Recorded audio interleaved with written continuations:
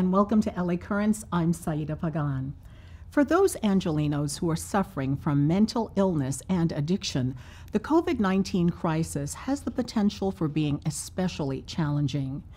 But thanks to a relatively new phone application, getting treatment is now a whole lot easier. Now, Dr. Tony Greco is our guest today. He is a psychologist, and he is also a founder of the company called Get Help, which developed the app. Thank you so much for joining us, Dr. Greco. Thank you for having me. Now, we know that you have a very compelling story to tell us. But before we get into this, tell us why and how this application was designed and what it is designed to do. The compelling story actually leads to how and why the app was designed. As a clinical psychologist being out in the field trying to find help for people, it's very difficult to locate resources, especially resources in real time. And the real problem is that there is not a connective communication between all the different service providers that are out there that are trying to provide help to people, whether it's a sober living house or a treatment provider or a homeless shelter. And there's no way for them to communicate their availability in real time to all of the different people on the other end who are looking for those services. What Get Help does is connect these people together so that everybody can share their information and find information at the same time. Now, for the past few years, you've had a pilot contract with the city. Tell us all about it. We were very fortunate early on to be able to start an initial pilot program with the Los Angeles Police Department HOPE officers. The HOPE officers are those officers who are specifically trained to work in the field and engage with people experiencing homelessness and provide them with services and opportunities to find either a bed or in some cases a food pantry or laundry service or whatever service it is that they may need. What we did during the pilot program was we went on many ride-alongs. We got to actually go out there in the field and we got to see what is it that they need. What kind of services do these HOPE officers need? What are they looking for on a regular basis? And through that pilot program, what we saw was that there were oftentimes up to 6 points of engagement with someone experiencing homelessness before they were willing to accept a bed, right? Before they would even consider taking a shelter bed. So oftentimes that was first looking for a meal, first looking for a place to do their laundry, right? A place to take a shower, right? Before they built up the trust in order to be able to accept going to a shelter bed. So what we also found with the officers who were using the app in the field was that it started to create this relationship with people that were experiencing homelessness, where they saw the outreach worker, they saw the officer as someone who was there to help them, to provide them with a tool. What were they doing before? How were they finding these resources before your app?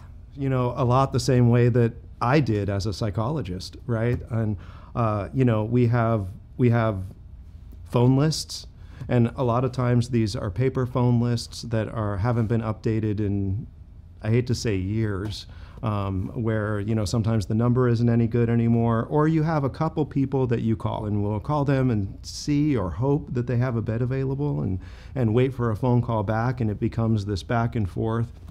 And what we found was that the officers were doing things the exact same way, right? So how has this helped you in terms of understanding the needs of the community in developing, you know, your app? You know, I thought as a psychologist, I thought that, you know, I might be the only one that had problems finding an available bed, you know, and that there were other people who might, you know the secret, know the way around. And what we found through the initial pilot with the city of Los Angeles was that was the number one thing that they were asking for too. The number one thing that they were asking for was, they were like, this is great, but what we really need is real-time bed availability. What we really need is to know if that shelter down the street has a bed available so that if we send them there, they're going to be able to get in, that someone is going to be able to get into that place. And so what we discovered through that process was that we also needed to give those shelters, those treatment programs, the ability to be able to communicate that information. So it's a two-way street, right? And what we really have to create is a marketplace, if you will, to be able to let them communicate with one another. Now tell us how you came up with this idea in the first place. I understand you had driven all the way out to Las Vegas to help a friend. Tell us that story. Yeah, well, unfortunately, it started a lot longer ago than that. My mom and dad met in an AA meeting, and my mom didn't stay sober. So, I have been saying for a long time, I've been trying to get people into treatment since I was 7 years old. As a result of my parents' mental illness and addiction issues, I myself experienced homelessness at 15 years old, and then got help when I was 17. And since then, I've been trying to get people into treatment in one way or another, trying to get them help. And after graduate school, being a doctor in psychology, you get more phone calls, not less. And so now people were calling me, asking me for help. And a friend of mine that had 27 years sober relapsed and was having a very difficult time and was in Las Vegas. And, so I went out there and did an intervention and just thought if I can just get her back to Los Angeles. That's where I know all my people. That's where I know my way around the system. I've been working in the field for 20 years at this point. And so I got her back to Los Angeles. And by the time we got back to LA, I'd called everyone that I knew, kind of like I was talking about. I'd made those phone calls. I said, hey, I have someone who relapsed, bipolar disorder, chronic pain, all of these other issues. And by the way, they don't have any money and no resources. So what I had to do as a psychologist was take her down to Mission Community Hospital. It was midnight, and tell the psychologist on duty everything that I knew he needed to hear to not let her leave, right? And I walked out of there, and by then it was 2 o'clock in the morning, and all I thought was, if this is what I'm going through, someone who has over 20 years experience, a doctorate in psychology, I've been in this space my entire life, what does everybody else go through? And I thought, you can order a pizza at 4 o'clock in the morning on an app, but you can't find a bed for somebody.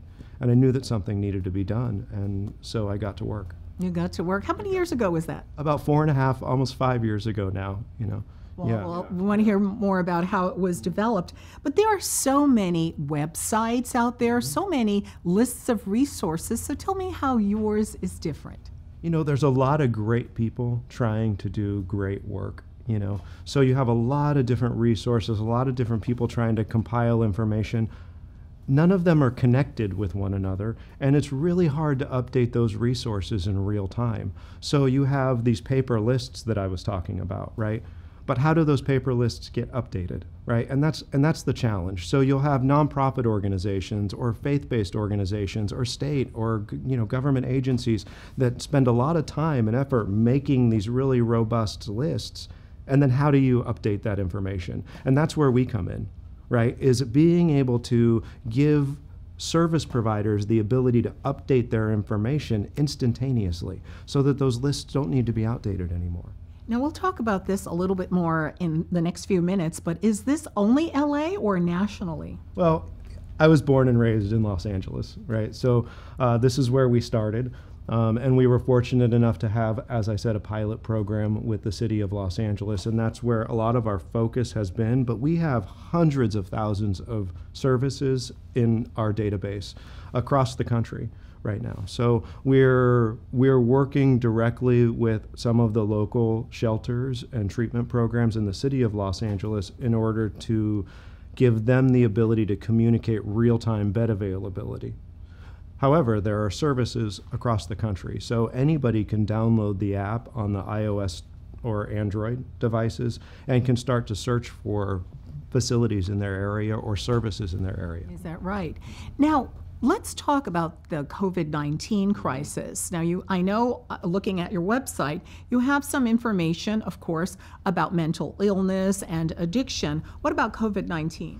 What we've been able to do is work with Mayor Garcetti's mass shelter expansion program, where they've set up emergency shelters in the rec and parks, and we've been able to work with rec and parks specifically in being able to manage those shelter beds. So what that does is it gives the rec and parks staff the ability to be able to, prior to using Get Help, they would have to manually count beds every hour, right? And then be able to feed that into a sheet, and then all of that get compiled by the mayor's office to go onto the mayor's dashboard. Using our system, they've been able to bring a resident into one of the shelters, and then it updates all of that information automatically and then goes directly into the mayor's dashboard. What this also does is it gives the outreach workers that instantaneous availability, so they know where to direct someone to the appropriate shelter. And as a result of using this system, what we've seen are occupancy rates over 75 and 80% at the shelters because they're able to manage those beds more effectively. Right now, what research is telling us is that for every additional 1% of unemployment, there's a 3 to 3.5% increase in opioid overdoses. What the predictions are telling us is that we're looking at 25% unemployment, as a result of the COVID-19, as a result of the coronavirus. So what is that going to do to our mental health system, right? What is that going to do to people who are already struggling? A system that is already struggling to keep up with the demand, and a breakdown in access to services. So if there's already been problems accessing services, what's going to happen when there's even more people trying to access those services, right? And that's where we come in. Right, that's where we come in, is to be able to give those people the direct tools they need to be able to increase their access to services.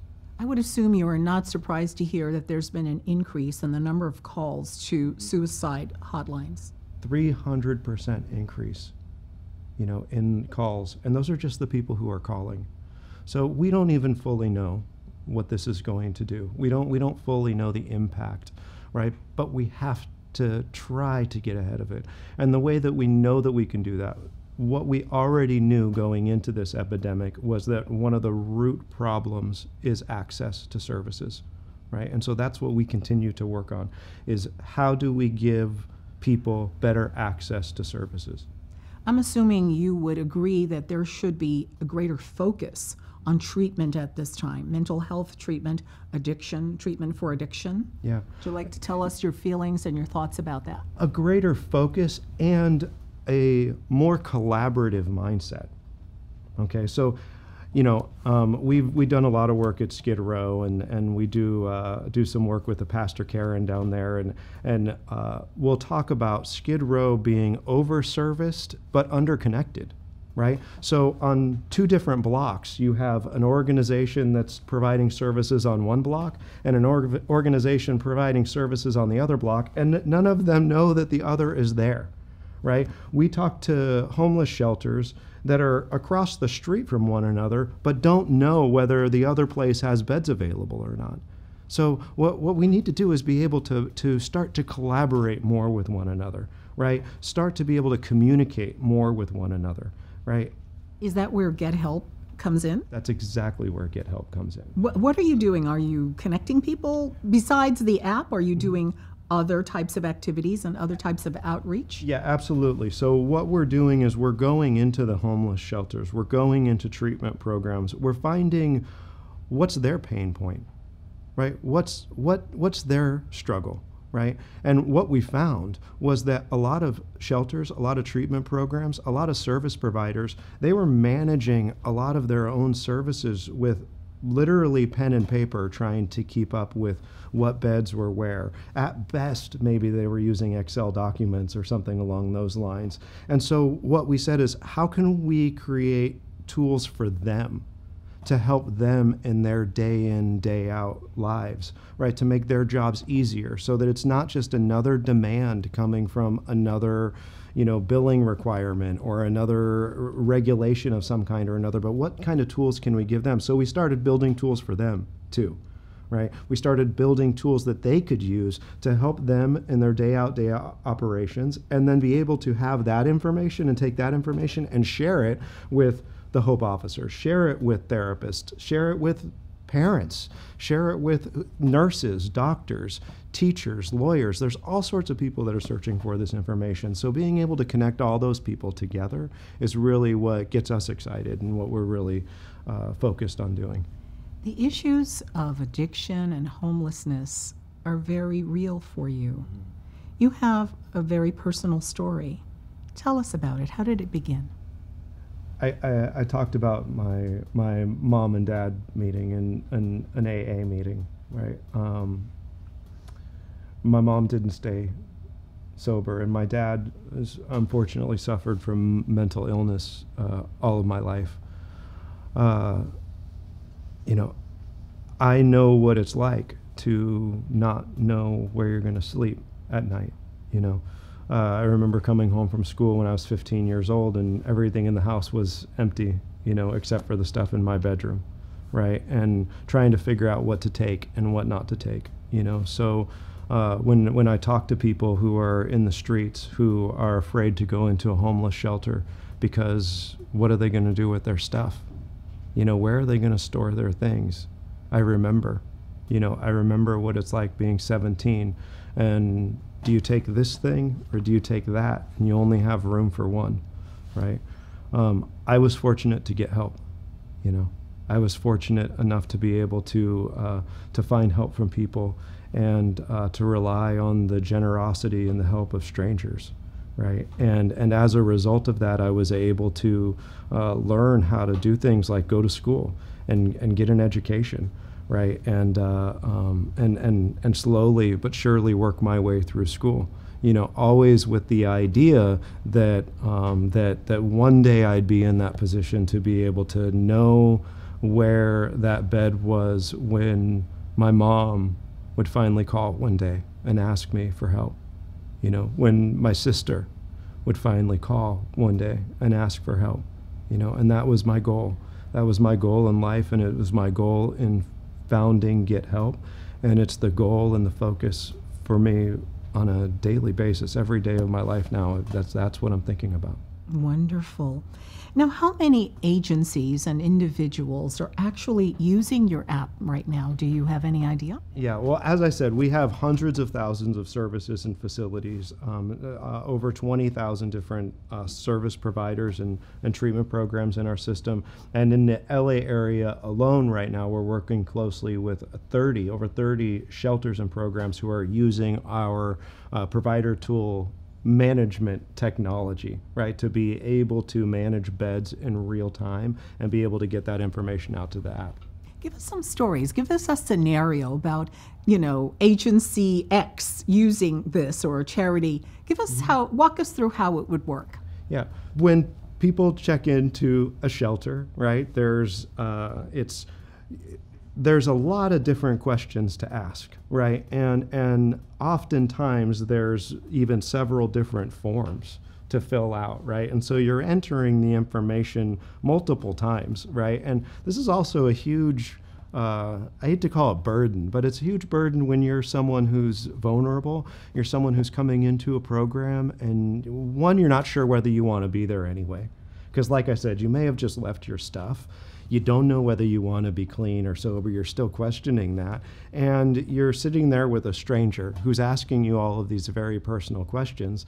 And then oftentimes they need to ask you some of the same questions over and over again, or they're filling out multiple forms. So what we've done is we've brought a lot of that together so that they only need to ask you your name one time and enter that information one time, right? And then ask some of those questions in a streamlined manner, and then be able to instantly, based on those questions, be able to find the right bed for you at the right time, at that right moment, right? And then be able to place you in that bed and have all of that get communicated to others, so that what you have is you don't have other people coming to that program now to find a bed.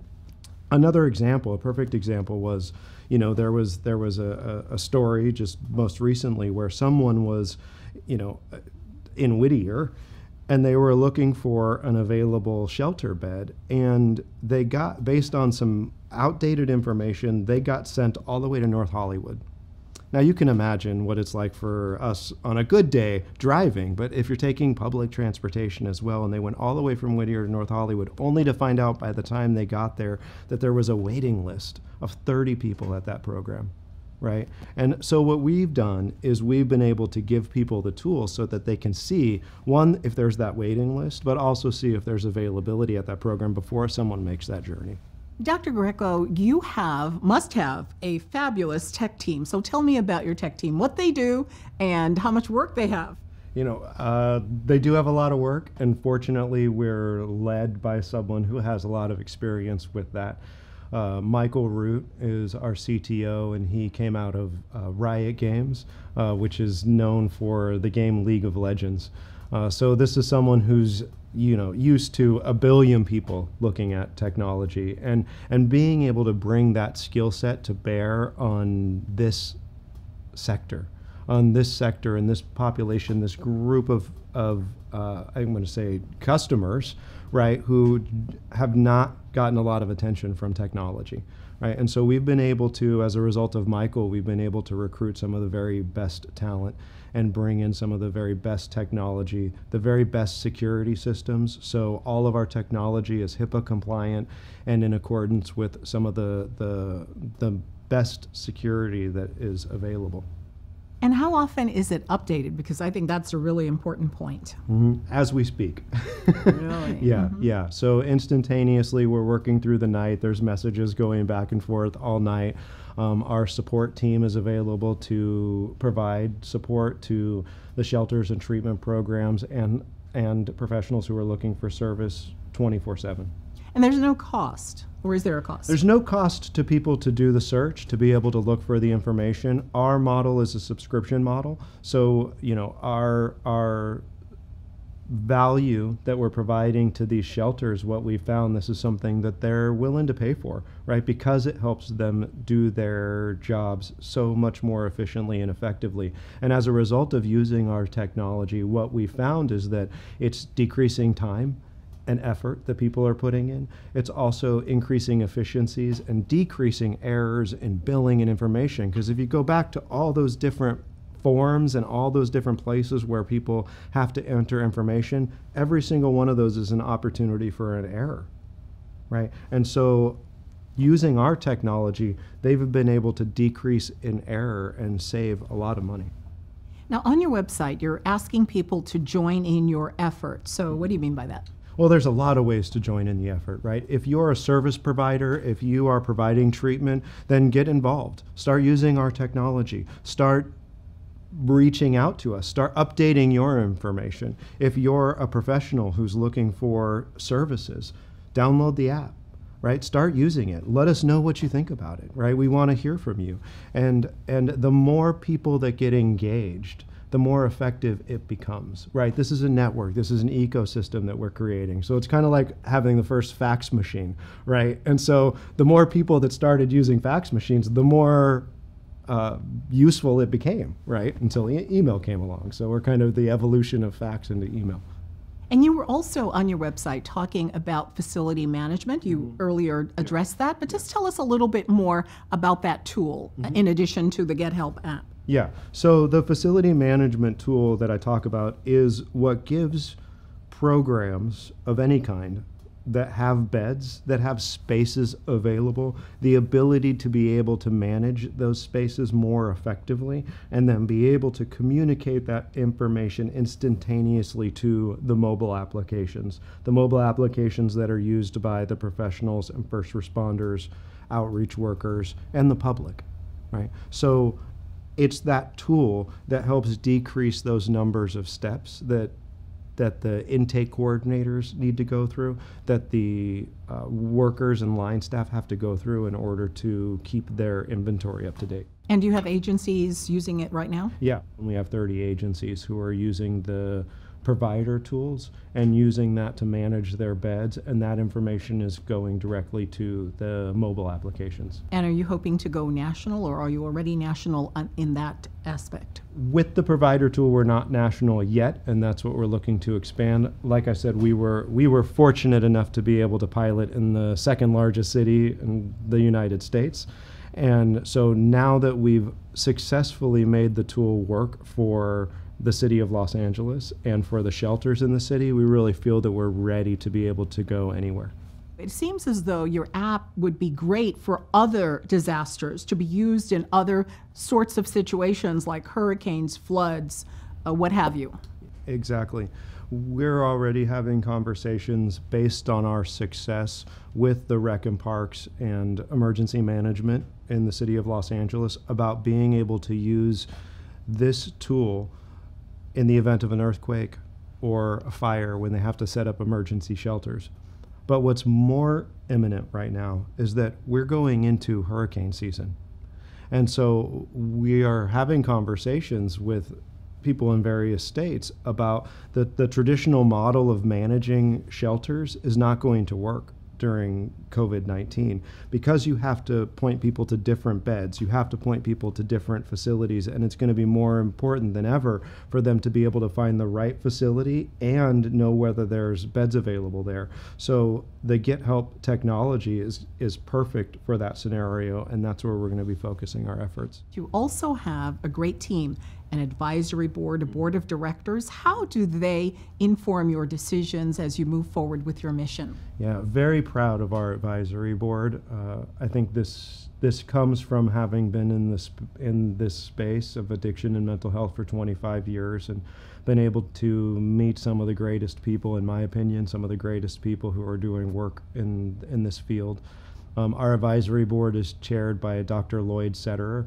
Just recently wrote a book called The Addiction Solutions and was the chief medical officer for the state of New York.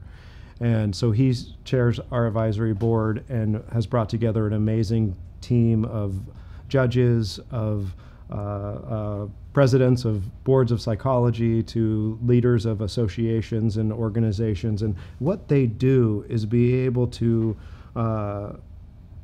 provide us with that ability to collaborate better, right? Because what winds up happening a lot of the time is people create solutions in a vacuum, right? And they create siloed solutions, right? And what happens as a result is people wind up having competing agendas, you know? So what our advisory board from across all sorts of different domains has been able to do is to help us develop a collaborative mindset and make sure that the tool that I'm making for me is also going to be a valuable tool for you.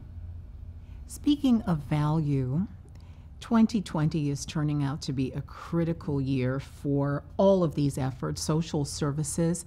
How do you hope to add value and more meaning to what you do? You know, one of the things that we discovered in our work, particularly at Weingart Center at the heart of Skid Row, was that we discovered that a lot of people that are experiencing homelessness, a lot of people who are experiencing depression, mental health issues, suffering. We talked about the 300% increase in the call to the suicide prevention line. So we need more tools. We need more resources for those people directly. And that's really where we see the Get Help app going, is being a useful tool for people who are experiencing homelessness. What we discovered is many of them have smartphones, they have technology, and what they need are more tools to engage with them. And so we're working with our strategic partners, we're working with Weingart Center, and we're developing tools to be able to provide direct services. A lot of times people show up to a shelter or they'll show up to treatment and they can't get in right away. They have to go for a couple days, sometimes back to sleeping on the street. What we're doing is we're developing tools to keep them engaged during that process so that they have check-in points, they have touch points with the service provider, they have touch points with that counselor who is doing the intake, right? So that they can communicate with one another until a bed becomes available, until they're able to get into that facility. And we're doing that in a lot of creative ways. Michael Root from Riot Games, as I said, is bringing together a lot of the best technology from that space. I'm able to bring in my experience of working in these psych hospitals, working in groups and programs, and to be able to develop tools for people. Thank you so much for your time and for everything that you do. Dr. Tony Greco, the founder of Get Help, the app. And thank you for joining us for this edition of LA Currents. I'm Saida Pagan.